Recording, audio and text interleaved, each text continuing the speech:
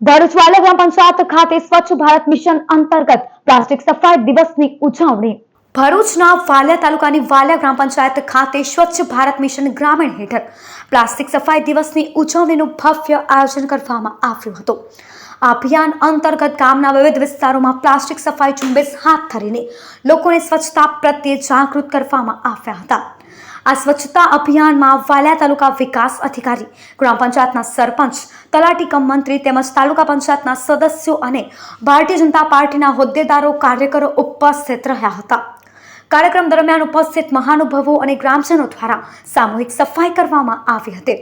આ પ્રસંગે ગ્રામજનોને પોતાના ઘર અને આસપાસના વિસ્તારને સ્વચ્છ રાખવા માટે તેમજ કચરાનો યોગ્ય નિકાલ કરવા બાબતે સ્વચ્છતાના શપથ લેવડાવવામાં આવ્યા હતા। સમગ્ર વાલિયા ગામને પ્લાસ્ટિક મુક્ત અને સ્વચ્છ બનાવવા માટે ગ્રામજનોએ પણ વહીવટી તંત્રને સંપૂર્ણ સહયોગ આપવાની ખાતરી આપી હતી।